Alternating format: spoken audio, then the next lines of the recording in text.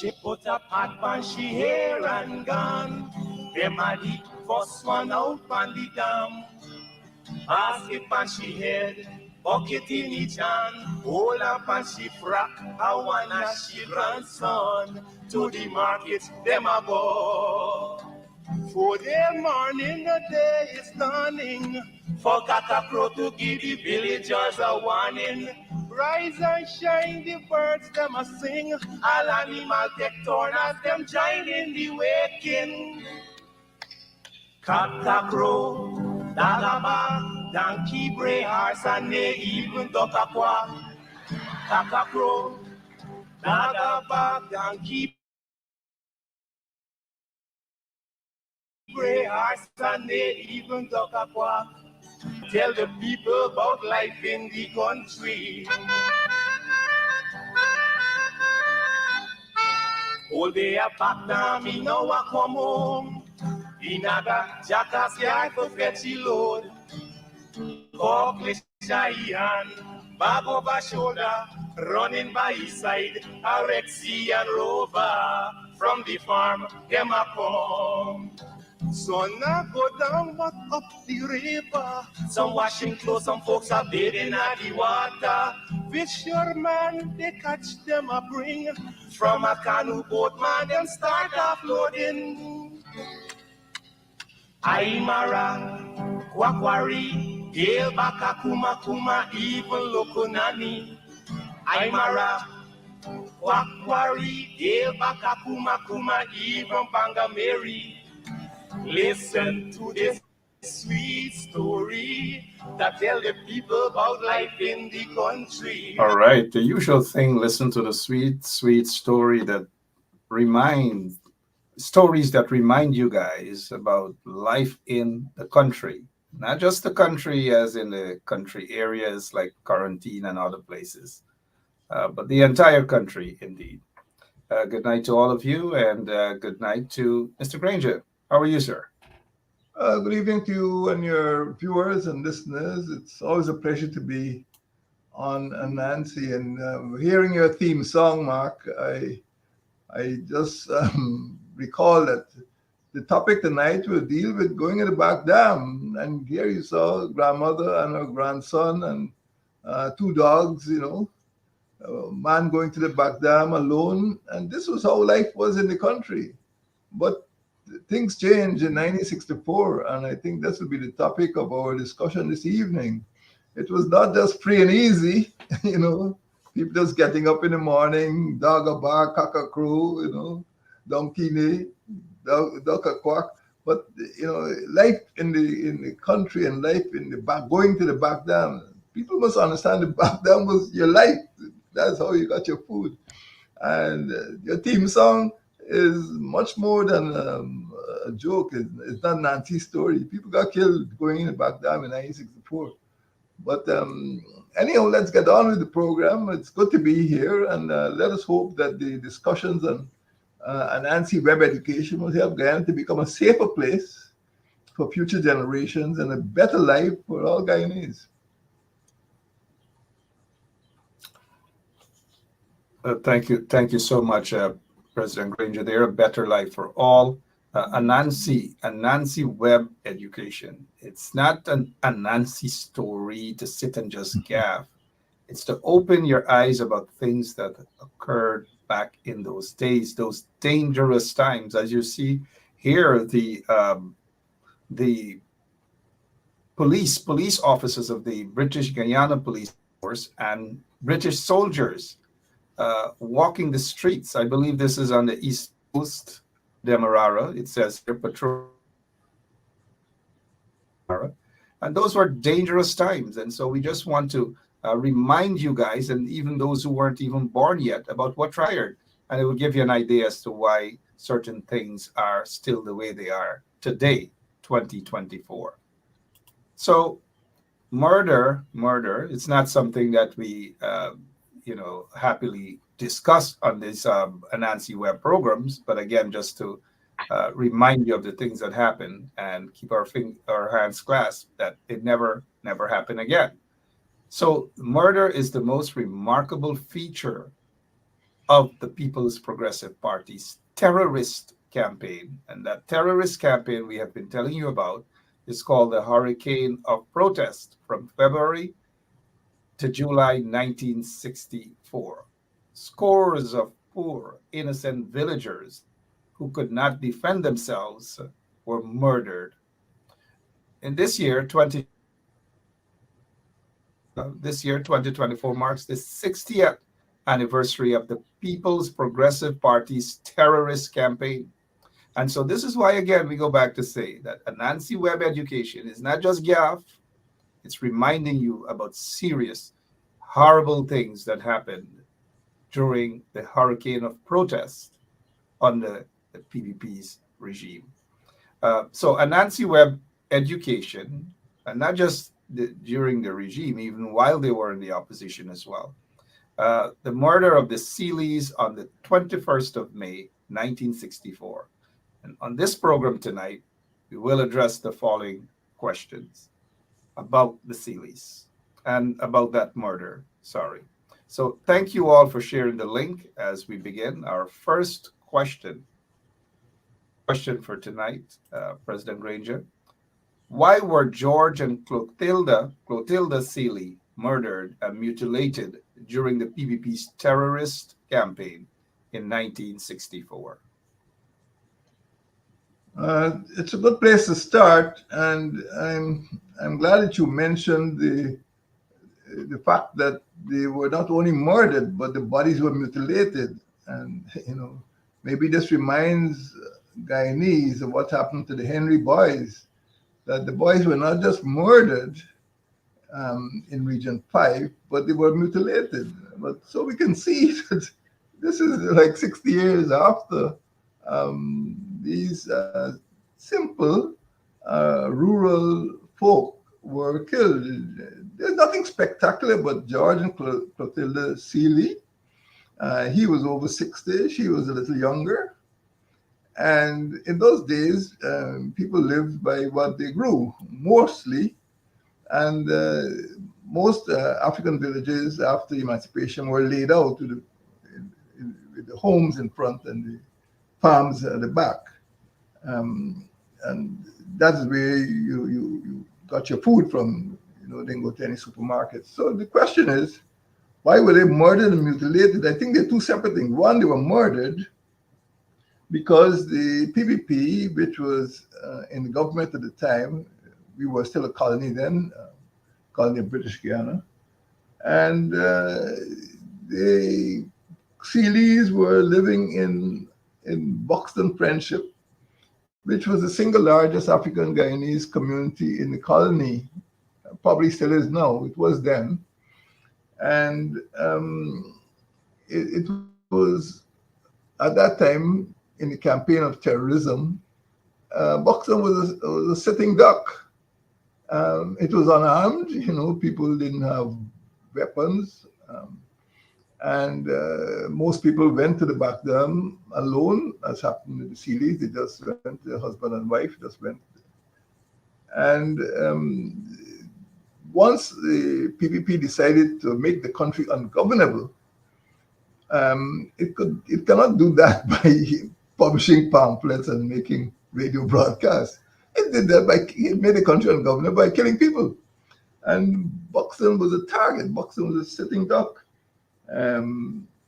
Because they knew that their action would have a reaction.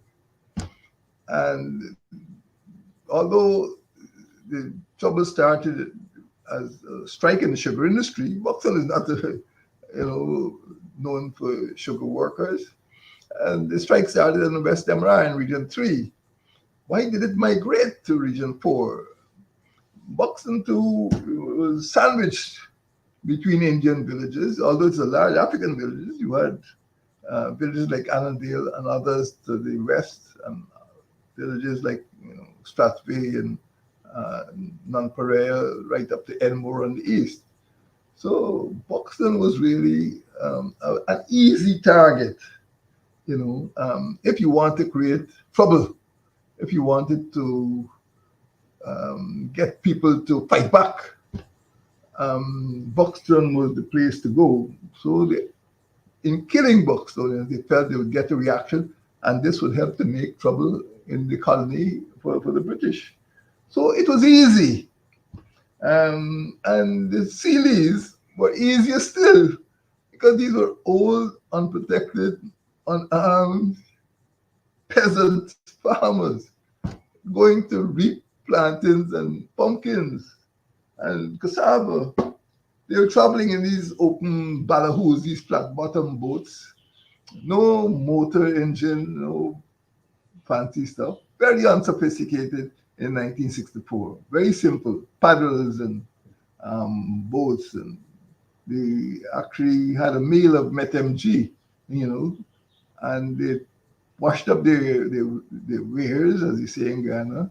They packed up their wrong provisions, and they're ready to come back home to the front lands when apparently they were pounced on by the terrorists and murdered and mutilated. The woman was raped, although she was advanced age, and the man had some of his body parts cut off.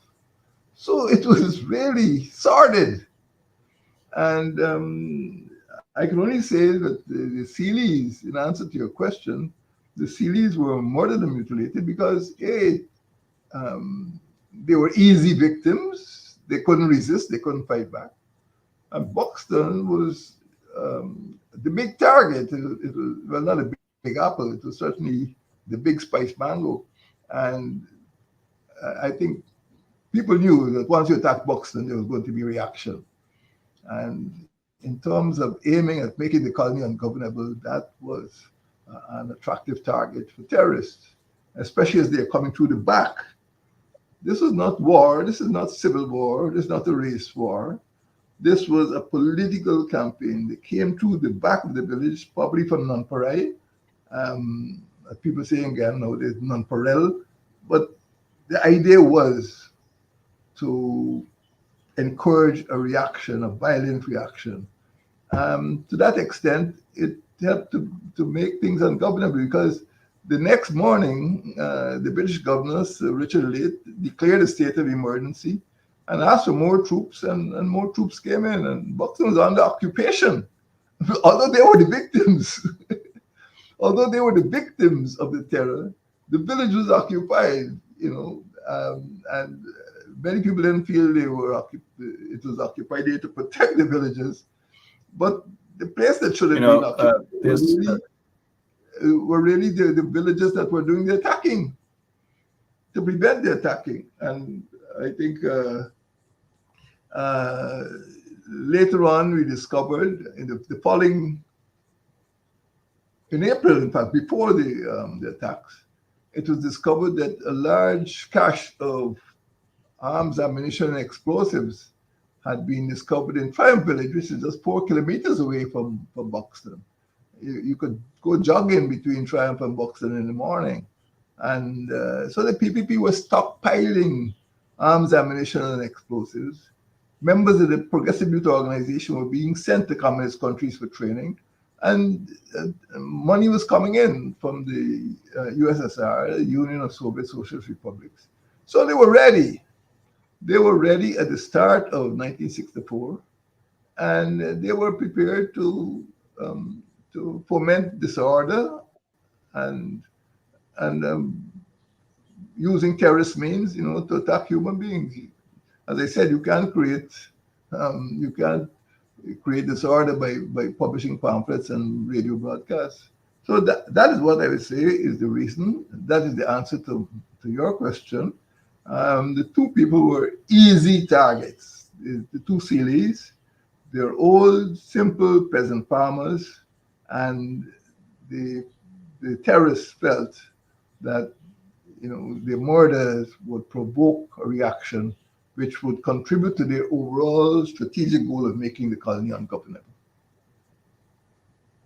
And certainly they did with the terrorism acts of terrorism. You mentioned something that this the disturbances in the village and the targeting of Buxton as a village by the PPP since 1964 or even before occupation of the village, targeting of the village, murdering of folks of the village.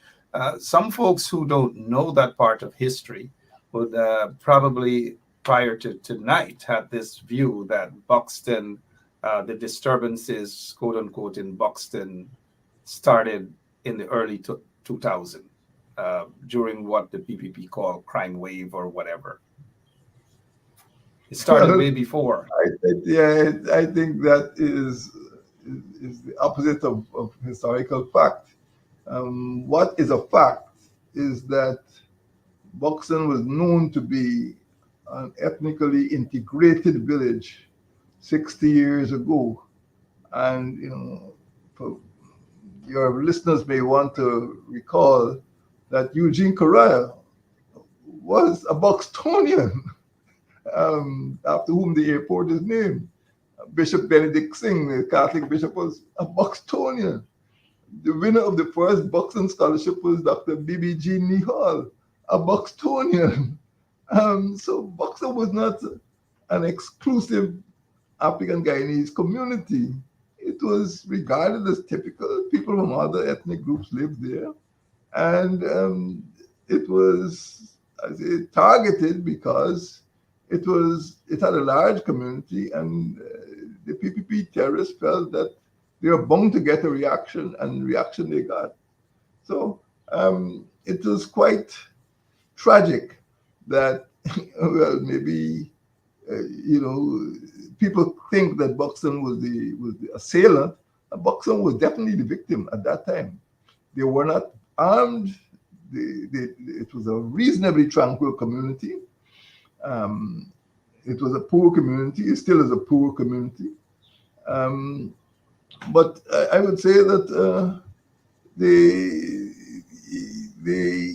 victim of the terrorism, one of the greatest victims, were Buxtonians. And there are other communities in Maikoni and Leonora that we should deal with in coming, because this is the 6th anniversary year. But it is quite absurd to think that Buxton was the aggressive community in 1964. Aggression was committed against Buxtonians, and George and Clotilda Seeley were, I don't want to use the word martyrs, but they were innocent victims of terror.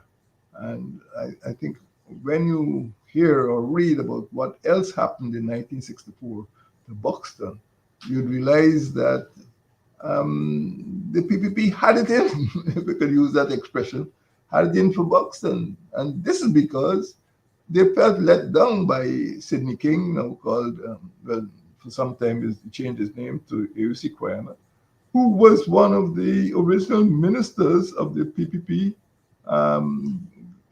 administration in 1953. And he was regarded as being loyal to the two Jagans.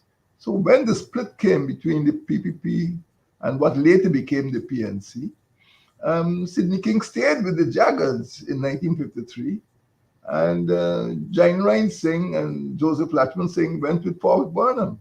So it wasn't racial, but they felt they could rely on Sidney King. They felt they could,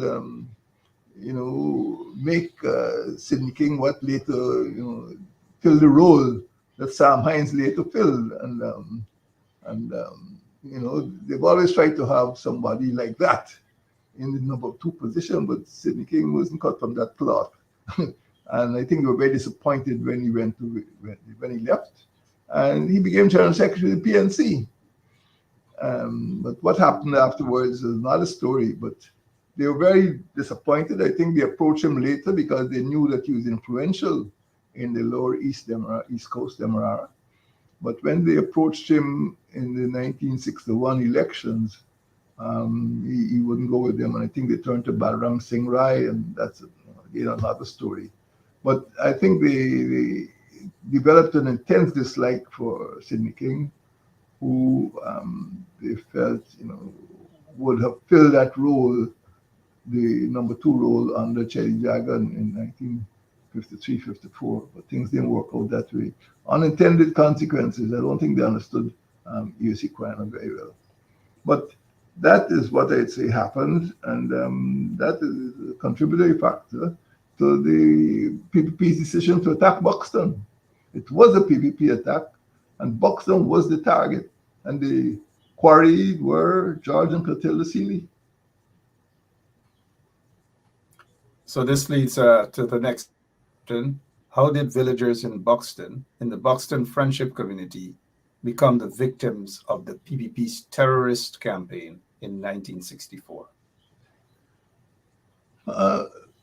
Mark, I think we've dealt with that in a way in my answer to your first question, that people knew Buxton was unarmed. They knew Buxton was just, it was large, but it was essentially a simple, reasonably unsophisticated African Guyanese community. They were very intelligent people, as you know. Many distinguished Guyanese came out of Buxton, mainly because of the attachment to education. People like Haslem Paris and Winifred Gaskin and many more. I mean, the founder of the Buxton Scholarship, E.F. Fredericks.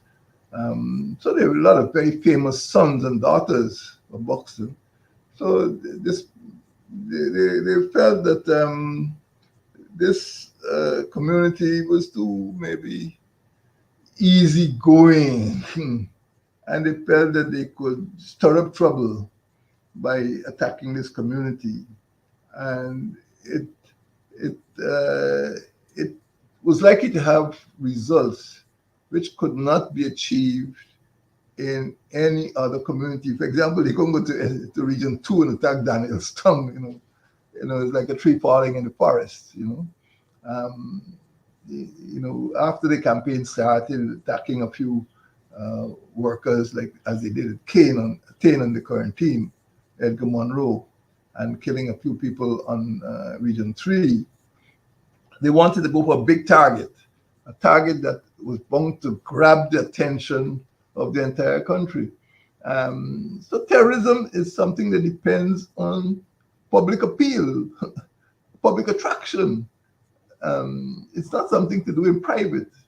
And the whole idea is to spread fear throughout the community, throughout the country. And this is what was done in Buxton. When people heard Buxton was being attacked, they said, we're going to have some trouble on our hands here. It was too big to ignore. This is not just a question of bullying. This is not a question of domination. It was just too big to ignore. And the fact that they had accumulated such a large cache of weapons in Triumph Village, not in West Demar, not in the quarantine, but in Triumph Village, 4 kilometers away from Buxton, suggested that they were going to take this campaign in a much more aggressive way along the Lower East Coast, Demar, away from of course, those days you had sugar estates, grinding estates at Elmore and Oval and elsewhere. But the idea of going to Buxton, which is not known for having a large number of sugar workers among its residents, suggested that the whole aim of the mission was to create trouble, which they did. And created a lot of trouble indeed. That second question, be important like the others, and it shine a light on what the PPP had done to the village of Buxton. And let's say good night to all the Buxtonians who are watching, whether you're in Buxton right now or outside of Buxton, whether in North America, wherever you are, Buxtonians, good night. All right, the third and final question. What were the consequences of the murders of the Celys for the Buxton Friendship Community and, by extension, the entire country? I would like to suggest that, the answer to this question be examined at 2 levels. One, what were the immediate consequences? And bearing in mind that the murder took place on the 21st, the bodies were discovered on the 22nd, the governor declared a state of emergency. And we must remember that many of the workers in Mackenzie Wismar Christianburg were not native. I mean, Mackenzie Wismar Christianburg were not native villages, like Queenstown or Victoria or Plaisance. It was a mining community. Many workers had come from East Demerara and West Berbice. And when they heard the news, you can follow the sequence from the 21st to the 22nd to the 23rd. And when they heard the news, that is when I would say there was an explosion of anger in Wismar. And this is what we know as the Wismar atrocity, in which 2 Indians were killed. Many buildings were burned. The attacks were against property, not against persons. I mean, many girls were raped, and there's no excuse for that. It was an atrocity. But in terms of sheer murder, 2 persons were killed. A lot of property was destroyed. And that was the first consequence of the murder. The Wismar atrocity was a direct consequence of the murder of the Celys. Chronologically, you can look at that and you can see the anger, especially when people learned of the way the 2 bodies were treated. Maybe some people were relatives, maybe people knew the Celys, but the first consequence was anger. And there was an angry reaction, particularly in Wismar. There were some other problems there was some other public disorder in Georgetown, because I think Mrs. Cotilla Seeley, actually was a vendor. She actually used to sell provisions in the market, at border market.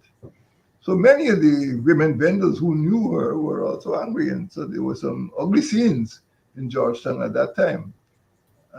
So that was the first part of the answer, that the immediate consequence was an angry reaction, which turned out to be what is now called the Wismar atrocity. But in the long term, British soldiers were deployed. Paradoxically, British soldiers were deployed to prevent further disorder, because they realized, I presume, being guided by British Army intelligence, that what happened on 21st of August, of May, could be repeated. And they almost garrisoned the village. And it is similar to what happened in the 2000s, because we learned that, a lot of policemen were based at Vigilance and Cove and John in order to keep an eye on Buxton. So this has a 60-year history. So the British Army descended and occupied Buxton. I wouldn't say to protect the villagers, but certainly to maybe prevent violent reaction. And after that, I think that Buxton became, in police parlance, a community of interest, of security interest after that. And they felt that, maybe because Mr. Sidney King, as he was called then, U.C. Quayana, was acknowledged as the moral voice and leader, and it was regarded as the center of the African Society for Cultural Relations with Independent Africa, that things were going to get worse. And Buxton was the place where there was going to be likely African reaction to the attacks by the PPP. I think up to that time, it seemed to be, the disturbances seemed to be largely political. Everyone knew that the PPP wanted to stop the elections, they wanted to remain in office, and they wanted to change to keep the old electoral system of first past the post. But those were regarded as pretty political. It wasn't a race war until PPP made it into a race war, in which they started to attack people African descent. And, I would say at the start of the year, the Premier of British Guiana knew what he was doing. The Minister of Home Affairs knew what she was doing, and they did not protect the victims. And the reason why UC Quana maybe became a target is because in April, a month before the Celys murders, he actually got a black cloak and asked to see the governor to tell him about the murder that was taking place in West Demerara. The governor refused to see him, and he just sat outside Government House for 1 week. And he became the focus of attention because he was the only he was a member of any party then. He was a non-political person. ASCRI was a non-governmental organization standing up for the victims of murder in other parts of the country. So all of this contributed to making attacks on, they couldn't attack him personally, but they attacked unprotected members of the village to which he belonged.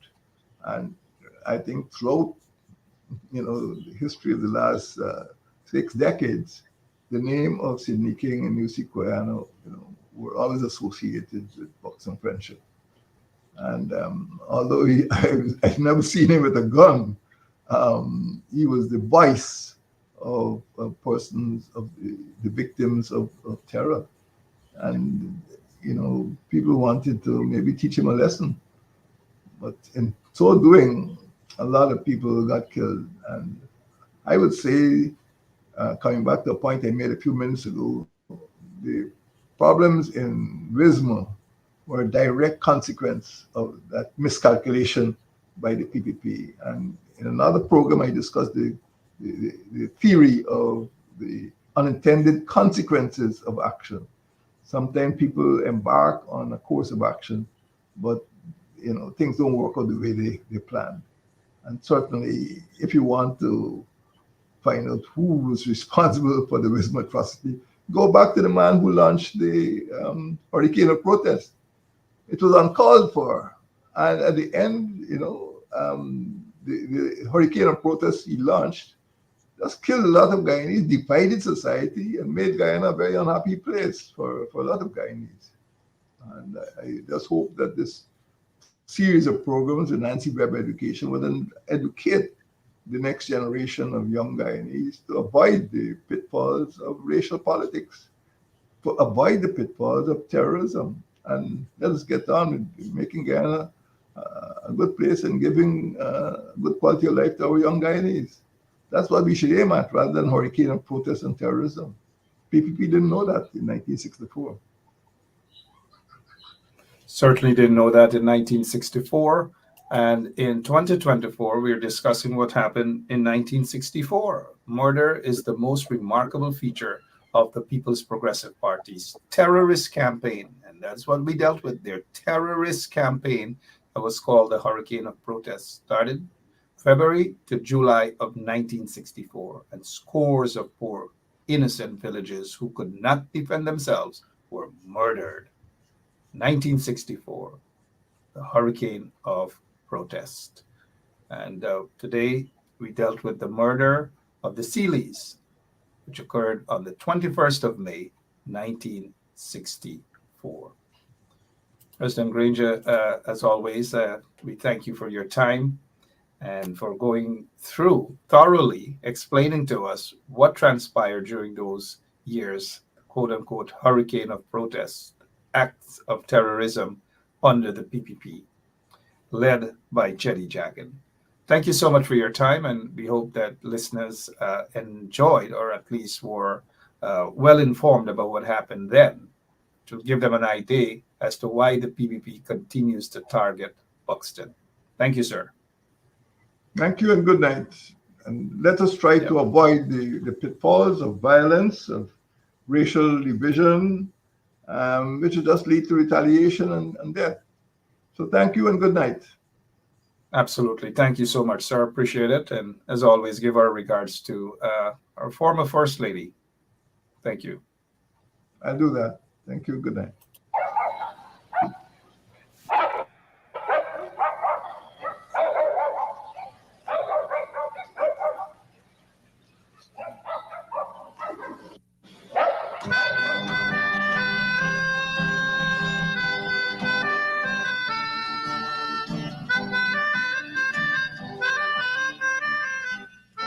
She put a pot on she hair and gone. Them a the first one out on the dam. Basket on she head, bucket in each hand. Hold up and she frack, I wanna she grandson. To the market, them a go. For the morning, the day is dawning. For cockcrow to give the villagers a warning. Rise and shine, the birds them a sing. All animal take turn as them join in the waking. Cockcrow, dagaba, donkey, bray, horse, and they even duck a quack. Cockcrow, dagaba, donkey, bray, horse, and they even duck a quack. Come and hear this sweet story that tell the people about life in the country. All day a back now, me now a come home. Inaga, jackass yard to fetch the load. Cockle shy hand, bag over shoulder, running by his side, a Red Sea and Rover. From the farm, them a come. So now go down but up the river. Some washing clothes, some folks are bathing at the water. Fisherman, they catch them a bring. From a canoe boat, man, them start offloading. I'm a